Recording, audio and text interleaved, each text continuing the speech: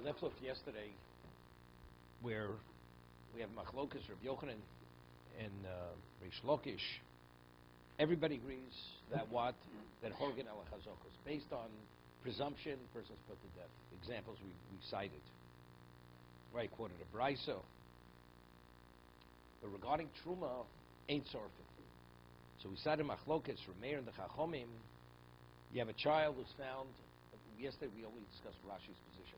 A child has a piece of dough in his hand, and it's clear, Rashi learns he definitely took the smaller piece from the larger piece. He touched the larger piece of dough, and the question is, what is the status of the dough?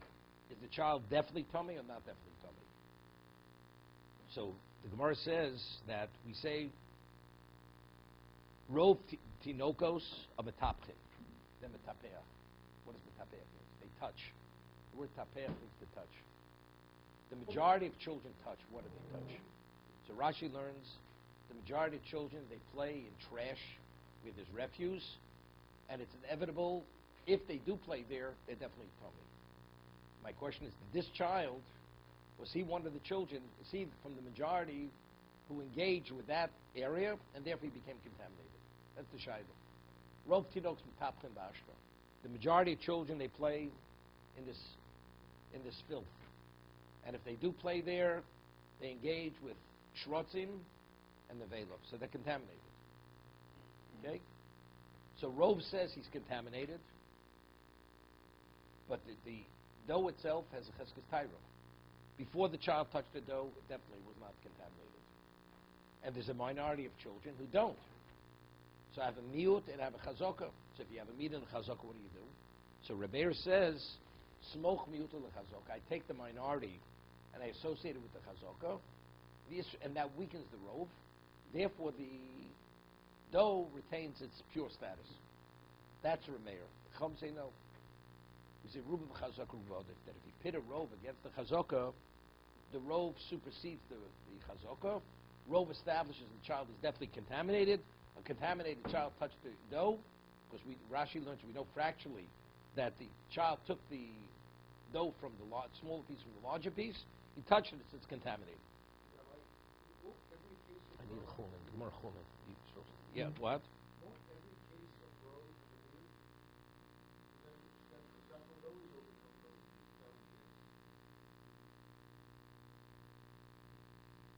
Okay, good question. You mean according to Rameir? Well, we just left off yesterday at the end of our discussion. That we say Rameir is choshesh l'miuta. Rameir takes the minority into account.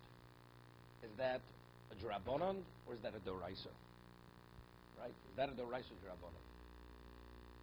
So, seemingly from this Gemara, it's clearly it's doraisa, because Rameir, based on this position, because based on this position, Rameir is saying it's going l'kula. He's ruling the dough is tor. If it's only a chumsi, the Gemara says a man dies and he has a wife who's a minor. So the question is, and he had no children, does she fall to Ibn, doesn't she fall to Ibn? So the Chachamim say she falls to Ibn because the majority of women are not aliens.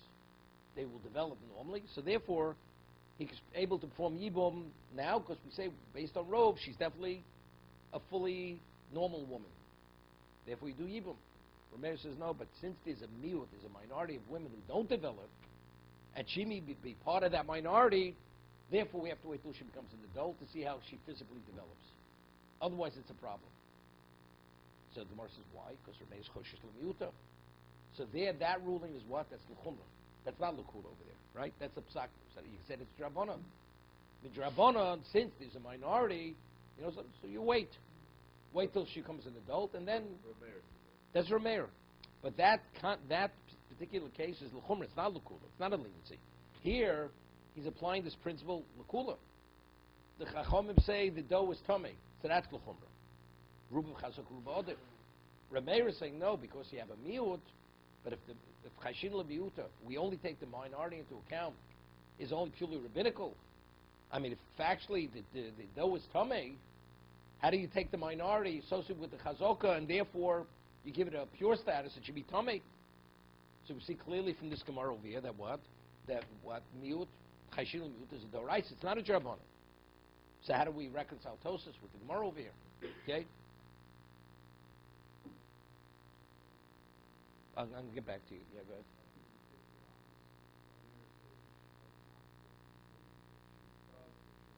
She has to wait. She forced to eat it. You have to wait till she becomes an adult. Okay?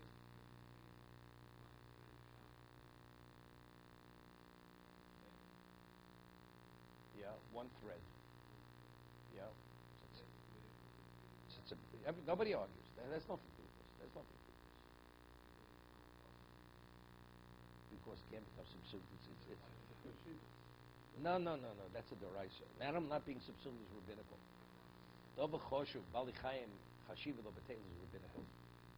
You have a thread in a garment made of wool, one thread, the garment Shabbos.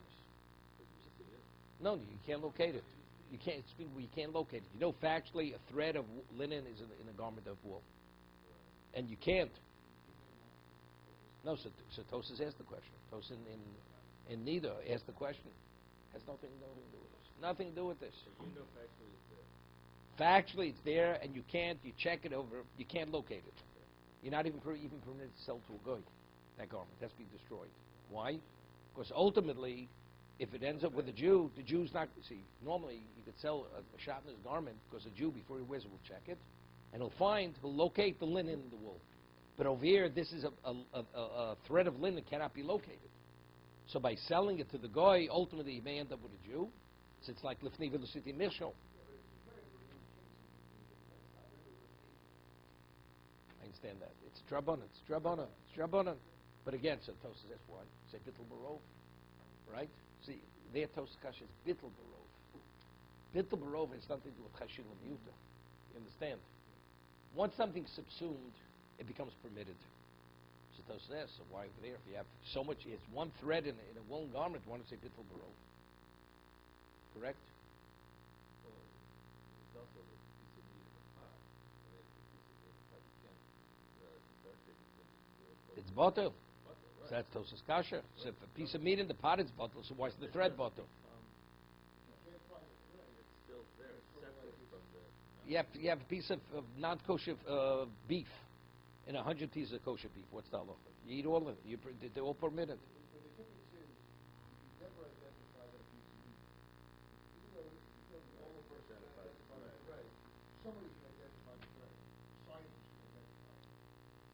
Right. It's there. Even if something's identifiable, but the people here cannot identify it, you're permitted to eat it. You're permitted to eat it. It's bottle barov. Right, but what about the thread? So we're saying, I'm explaining something. Even if theoretically somebody who can identify it, but the people here cannot identify it, that's called unidentifiable. So how does that work with bugs? You want to hear? I'm going to give you a toast. You're asking about bugs. Instead of getting shaved, let's talk about Tosas' question. So Tosas answers the principle of bittul. The concept of bittul is where you have a friction, opposing opinions. There's an opposition. If you have heter and iser, so one overwhelms the other. That's the concept of subsuming. You have two contradictory forces coexisting. They cannot coexist. Therefore, as a result of that, one overwhelms the other and subsumes the other. The linen is permitted if you want to wear a linen garment. You're permitted. You want to wear wool, you're permitted. So that has nothing with bittul.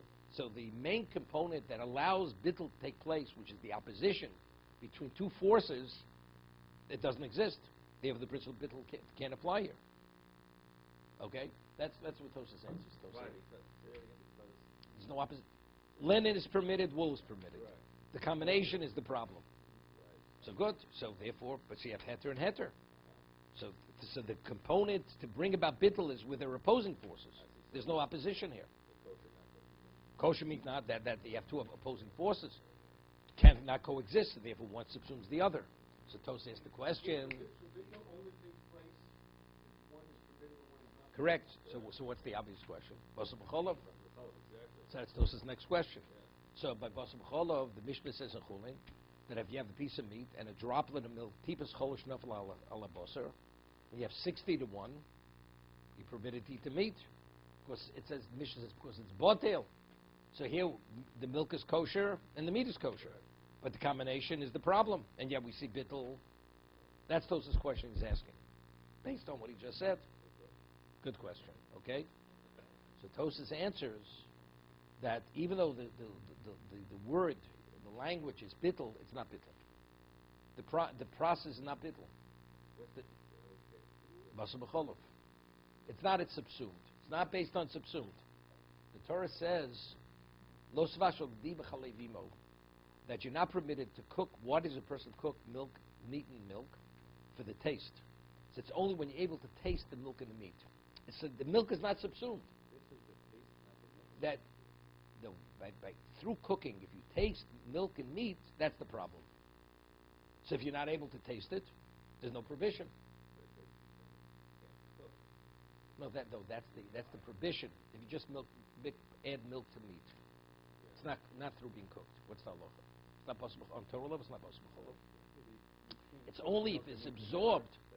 That's a separate isser. That's a separate isser. You're not permitted to cook. You're not permitted to eat. You're not permitted to benefit. That's separate. So the prohibition, it only becomes an object of basar b'cholov is if it's absorbed through cooking. Now, when you taste the milk and the meat, it's through cooking. If it's just through just being marinated in the meat, in the milk, that's nothing. That's permitted. On Torah level, you're permitted to eat that meat, although it's absorbed in milk. That's the gzeres hakosher. It's only as absorbed through cooking. Okay, that's the principle. So factually, it's not bittul. It's not bittul. Okay. This is eating it or the tasting it, and if it doesn't reach that No, level the of prohibition is if you're able to taste the milk and the meat, you're not, and that taste came through cooking, you're not permitted to eat that meat. And quantify how to get to that point by whether it's by whether it's puzzle. No, whether you taste it. If you don't taste it, Right, you quantify how to get to that point. if you taste it, it says if it's basar b'cholov, if you're able to taste, you're not able to taste it, it's nothing.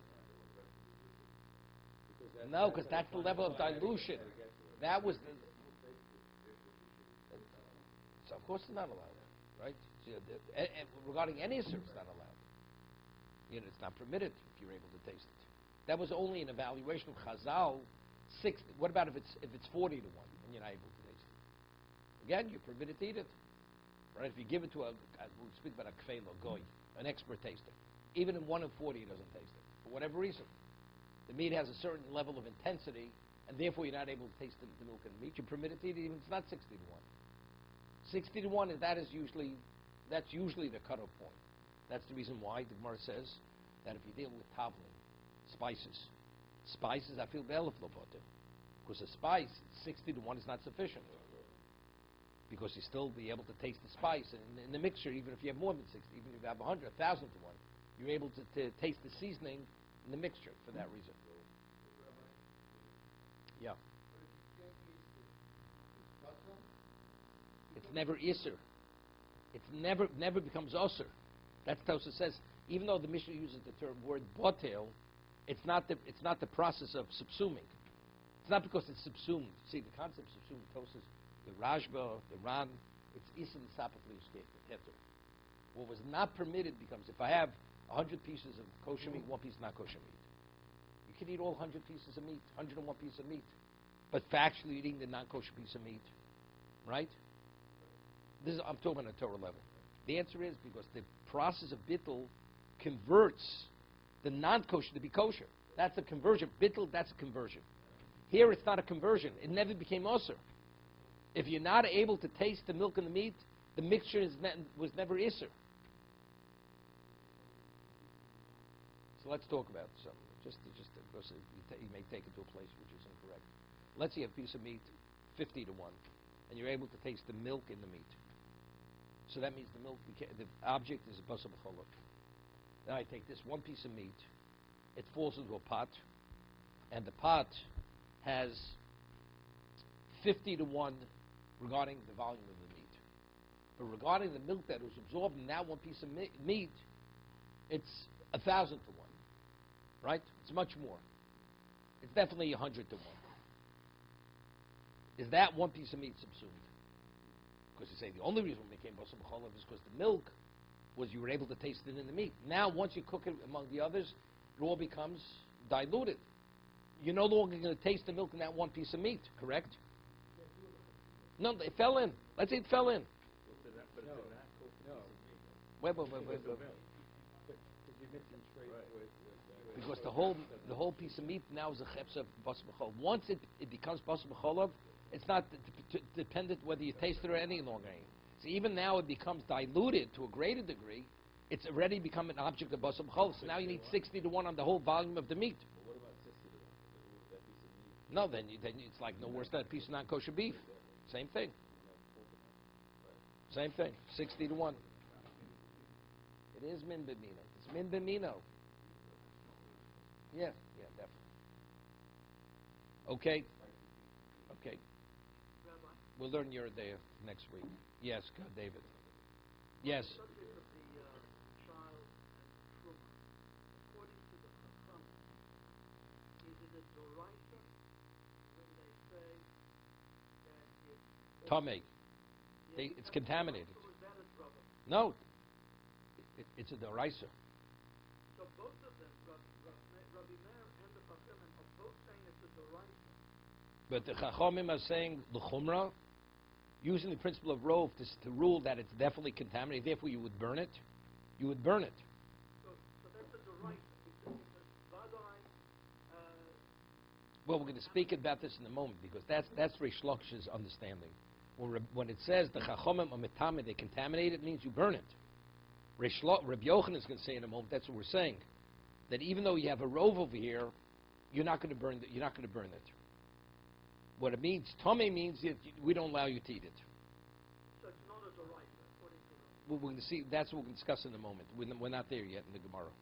But according to Reish Lakish, okay, if you take a look just a little further, it says, Amr Reish Lakish mishum Reboshe zuhi shesorfin oleo es truma.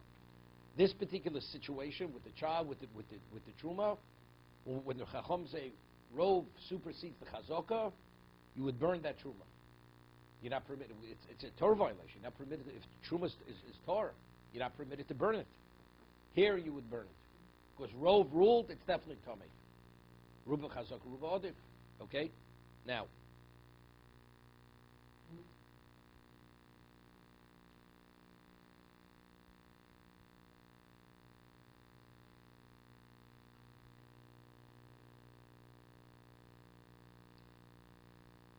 So they again, we want to discuss. Tosas says that it's only drabanan.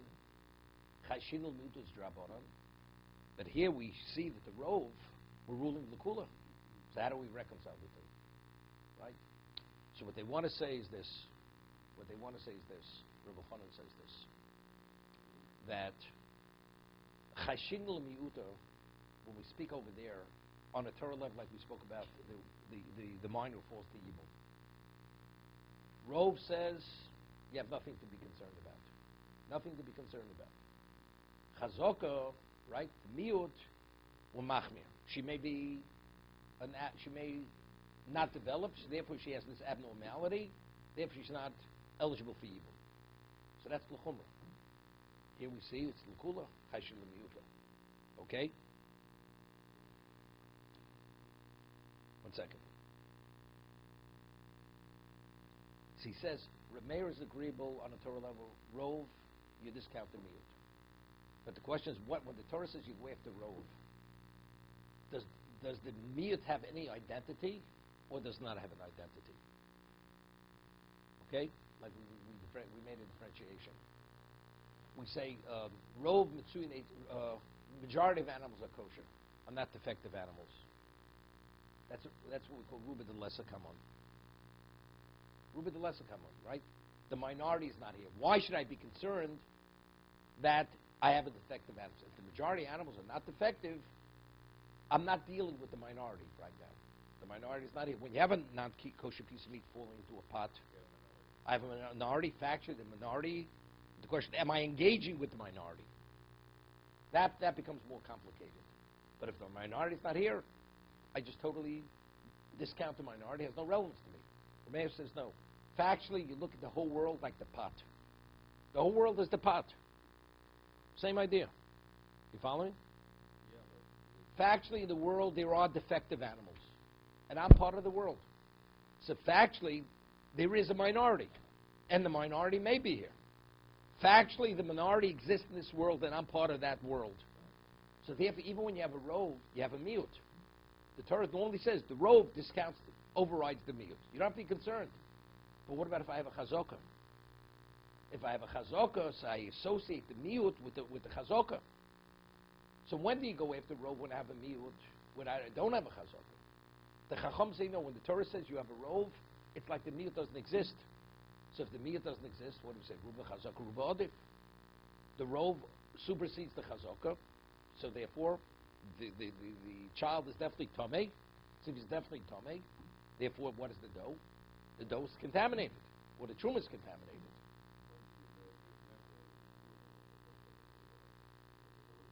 Right.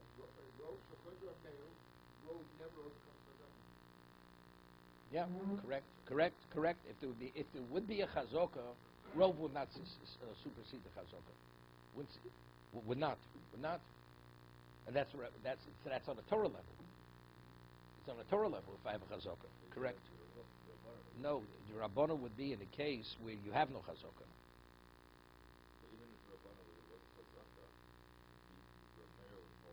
Oh, in that case, let's look at Yibum.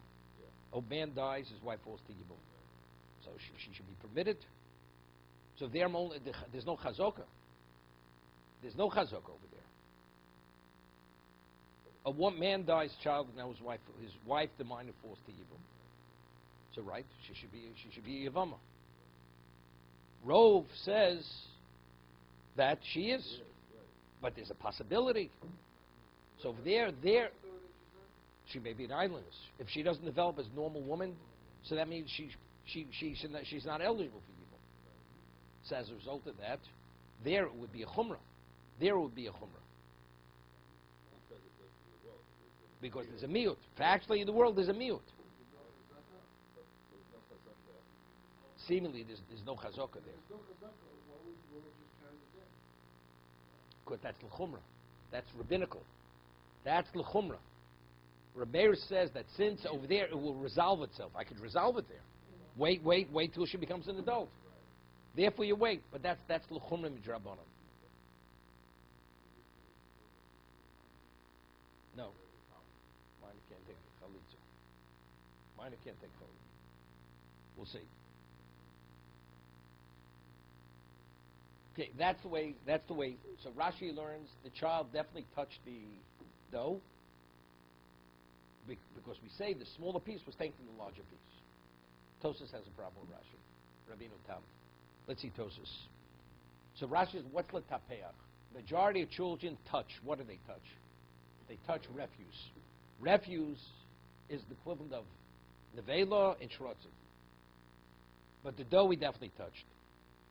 Should actually pirish b'konchis t'pech ba'ashba b'im tomar kevin sha'atinok eno v'ari tomei im kein I mean my noka tinok shenimtza b'tzadu iso lintko chenoga b'iso. This is a phenomenal question on Rashi. In the case of the Bryces of Mishnah, a child is found alongside dough.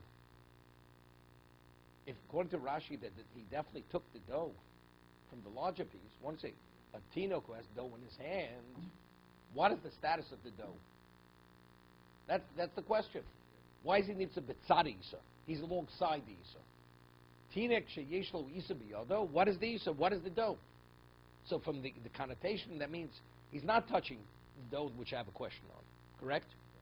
So that seems to be what? Our question is, did he touch the dough? The question is not, did he engage with the location of refuse, which has shrotzim, but rather the question is, did he touch the dough? That's our question if it's contaminated. He's definitely contaminated. The child's definitely contaminated. See, and he's holding a piece of dough. So our question is, where did he get that dough? Did he take the dough from the larger piece? Or as we'll see in a moment, somebody came along, took off the dough from the larger piece and gave it to him. That's the question over here. And we're going to quote a Mishnah, a Tosefta, similar to this. Because he asks a question, the Tosefta says all children are contaminated. Why?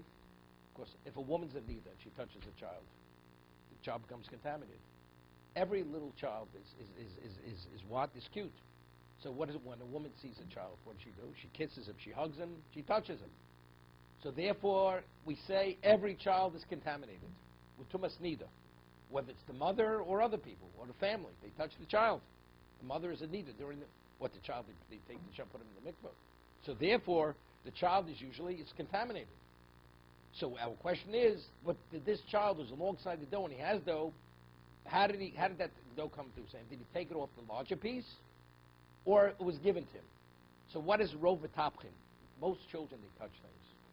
So they touch things. He's sitting next to it. He probably touched it. He probably took the smaller piece from the larger piece. That's a rov. Rov tinoks and v'tapchin. Maybe not. There's a chance somebody came along, took off the smaller piece from the larger, and gave it to him. So whoever took it, he has a cheskes tyra. Because an adult, we don't say an adult is tummy. But most children, all children are tummy. Let's see. Yes, definitely. Yes, definitely. No, because again, if people who live, we'll see in a moment. We'll see. Children were put in there. I mean, let's say a wife ate truma too, right? Wife ate truma too. So what did she do? So there were times that she was, but if the child's tummy, and you have a child in the house, you have a problem, right? Because the child, they put small children in the mikveh also. They would immerse them. Okay? Vot kosher, damina b'tosefto. Ne'mamru shatinuk, the tosefta is tosefta tyrus. Ne'ma omru shatinuk tomei. Why do we say small children are contaminated? Mishum denoshim nidos megafos and menashkos also. We say women who are nidos, they embrace them, they kiss them. You know, child's so cute. So therefore, it's inevitable every child, mind a small child, tinokos, is what is contaminated. Tumas nido. So how do we learn our Gemara here? And here he learned. So Rashi says it's questionable whether he's contaminated. But the Tosefta, he's definitely contaminated. Correct?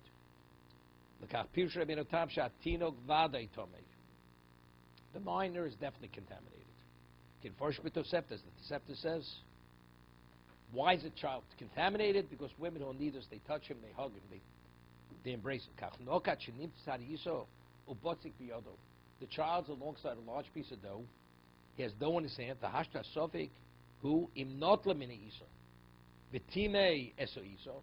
Did he take the smaller piece from the larger piece, and as a result that he contaminated the larger piece? O shema odem tor nichnas l'sham. An adult who was in a state of purity entered the location, and he took off a piece of dough and gave it to the child. But the child did not engage with the large piece of dough. That's the machlokas. The Rameir is metired talinon bodem tor. Rameir says the dough has a chazaka. There's a minority of children who don't touch everything. So how did it come to his hand? Somebody came, took off the smaller piece, gave it to him. May have not touched the dough. That's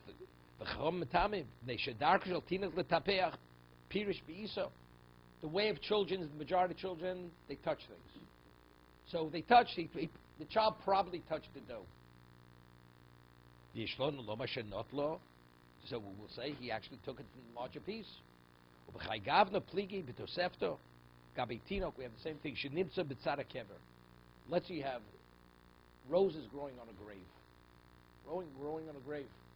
And now you have roses, you're coming here, a child is holding roses. So we want to know, did the child become contaminated with the grave? Do we say somebody came along, cut the roses and gave it to the child? Therefore the child doesn't have tumas mess? Or do we say no, the child probably cut the roses himself, pulled out the roses himself. Did the child pull out the roses himself from the grave? That means he went on the grave to take the roses. Awadum tor noslo, Rameir Matayr. Rameir again, same argument. Rameir says the child retains a pure status. Why? We know the child is tor. Did he become contaminated? Right? No, the roses, there are only roses only on the grave. There are no other roses anywhere else. So yeah, it doesn't contaminate the rose. It doesn't contaminate the child. The child doesn't become contaminated. We're talking tumas mess. Does the child need paraduma now? The child went on the grave. He needs paraduma. right? Otherwise, he doesn't need paraduma. So that's his problem. We would assume that V'chachom mitamim. What? we would assume that somebody would be Muhammad himself to get those. Person may have been contaminated already. Person may have been contaminated already. So it's irrelevant. We went on the grave, didn't go on the grave.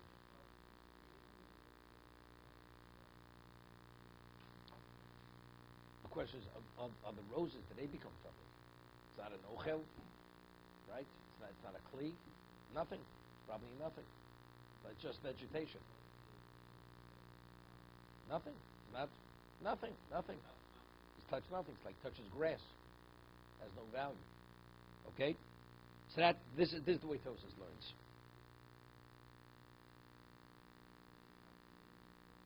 What?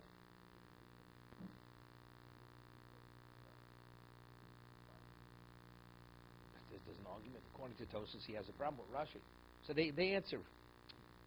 Rashi could be learning. We're speaking factually. We know the child was not tummy. Was not tummy. Meaning they put him in a mikveh in terms of a nida. But factually, you can't control a child. He goes all over, So he may have majority a metapchen bashba. But the other question is a question. But so what do we have to say? He's bitzara. He's to say he's holding these. Okay, that we're not answering. Okay. Let's see. Next Tosas is important. So Rameir says what? I have a miyut. I have a minority, and I have a chazaka. So I associate the minority with the chazaka. Therefore, that weakens the rov. It's a suffix. Being a suffix, the Isa retains its pure status. Pure status.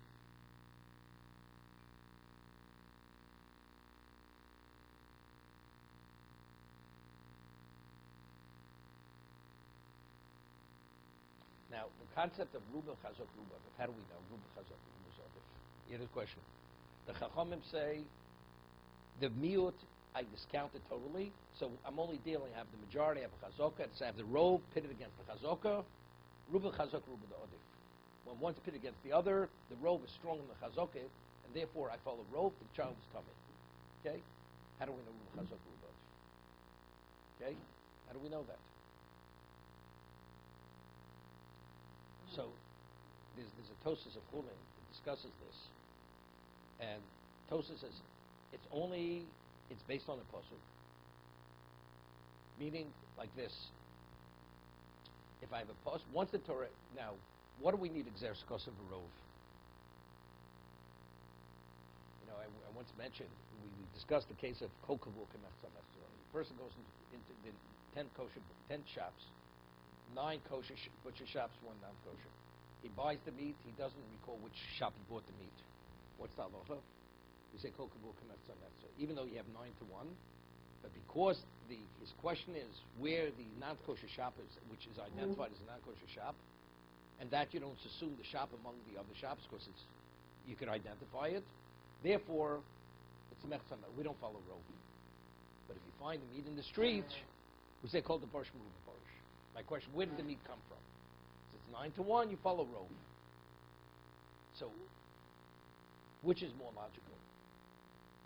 The meat that's found in the street, or the meat that you buy in the shop is not kosher? Which makes more sense? Andrew, what would you say?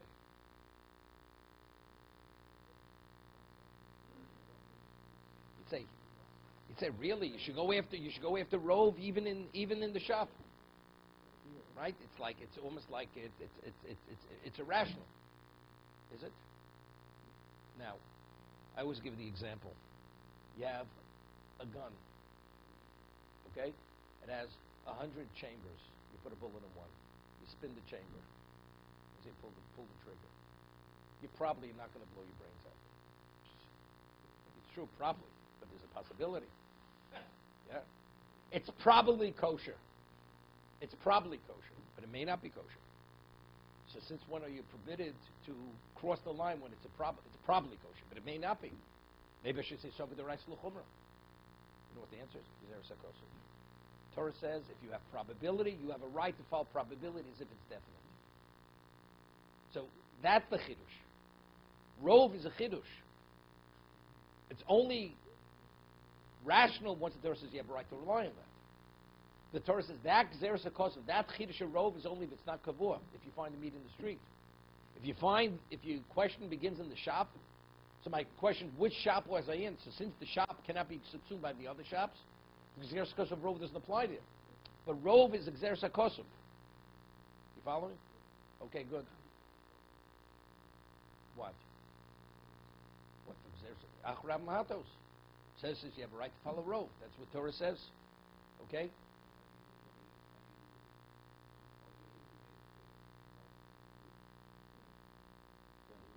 In the shop, the Gemara quotes another pasuk. It's a pasuk. That, so the Torah tells you where yes, where not. But based on psukim. Okay, so now, good. Once I have the Gzeres HaKosov, what is the concept of chazokah? What does Torah say? It's a concept of presumptive status. There was a change, I'm not sure when. Torah says status quo. Leave thing until you know a change, we leave it as it is. What about now that I have a Gzeres HaKosov Rov? Probability is the equivalent of definite. So one is logical versus status quo. I really don't know. May have happened before, may have not happened before. What probably happened? No, we do. I'll give you an example. A woman has a cheskes kashrus. A woman was raped, right? And I'm not sure when she was raped or who raped her. The majority of the people living in the community are goyim. So she was raped, she's defiled by a non-Jew. There's a minority who are Jews. So she's not considered defiled, Jewish woman. She has a chazokah. So what do we say? It's a real she has a chazokah, right? Because Rubim chazokah, Rubah adif. The Rov tells me that what? She was raped. We'll discuss that in a minute, okay? So we're speaking about, so when I pit a Rov against the chazokah, right? What exactly, something has a chazokah, it should be Torah. And the transition took place at the last moment. Rov tells me, no, it took place earlier. What do you follow? You follow, because you say probability says it happened earlier. If I wouldn't have a Gzeres HaKosov, probability means nothing. Probability means it's still a suffix. It's the suffix Torah says whenever you're in doubt, you follow chazokah. That's what the Torah says. But once the Torah introduces the chiddush of Rov, now it's not probability any longer. It's definite. Rov says this is what happened. So if I have a question of what happened, I know what happened. There's not really basis to say Rov. What is the concept of Ruba Chazok Ruba? There's no suffix any longer. Torah says when you're in doubt, follow chazokah. I have no doubt here. Rov says I know what happened. It's like witnesses would say, this is what happened. Is there even a basis to talk about chazokah?